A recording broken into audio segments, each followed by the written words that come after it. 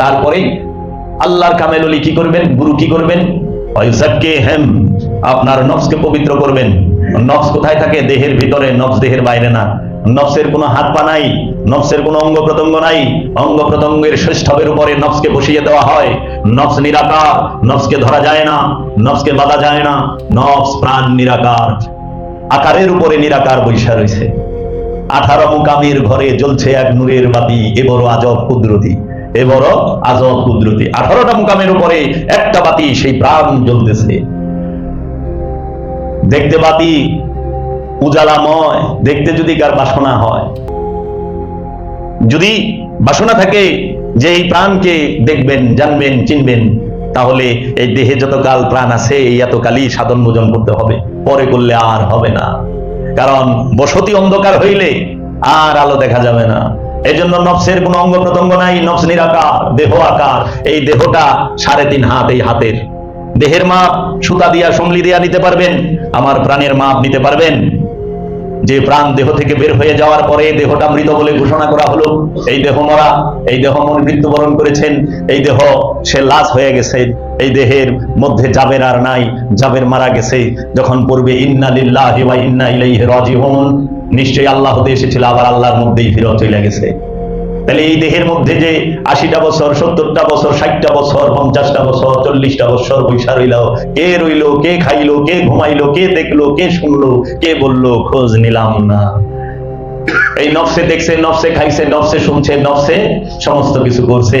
কি দিয়া করছে? হাত দিয়া নফসে ধরে, চোখ দিয়া নফসে দেখে, কান দিয়া নফসে শুনে, নাক দিয়া নফস নিঃশ্বাস নেয়, নিঃশ্বাস ছাড়ে, মুখ দিয়া নফস বলে, মুখ দিয়া নফস খায়, জিহ্বা দিয়া নফসে স্বাদ নেয়, পা দিয়া নফসে দাঁড়ায়, পা দিয়া নফসে হাঁটে, পা দিয়া নফসে দৌড়ায়, এবং প্রকৃতির ডাকে সাড়া দেয় প্রস্রাব পায়খানার জন্য নফসে নিজেই।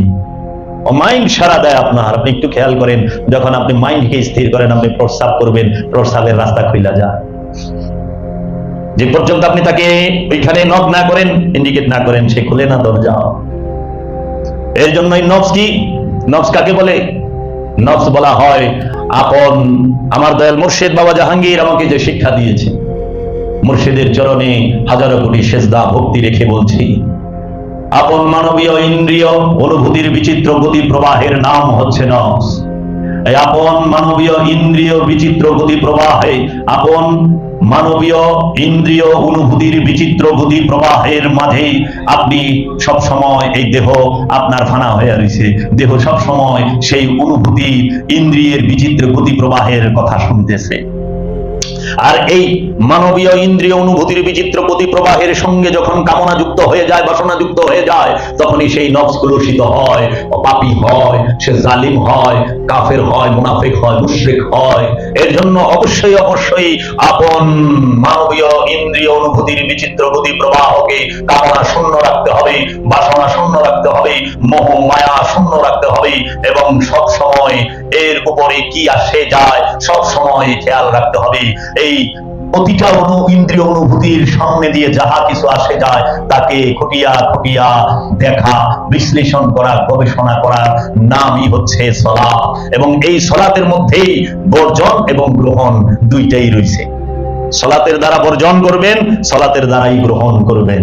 রসুলের রূপ গ্রহণ করবেন, আর খান্নাসের প্রমন্ত্রণা বর্জন করবেন। তাই আপনি সবচেয়ে বড় পরীক্ষার্থী, আপনাকে পরীক্ষা করার জন্য পাঠিয়েছে। তাই আল্লাহর রসুল কি করবেন? যিনি কামেল গুরু হবেন, তিনি পবিত্র বস্তুকে হালাল করে দিবেন, অপবিত্র বস্তুকে হারাম করে দিবেন, এবং আপনার পিঠের উপরে যে বোঝা আছে সেই বোঝাকে অপসারণ করে দিবেন।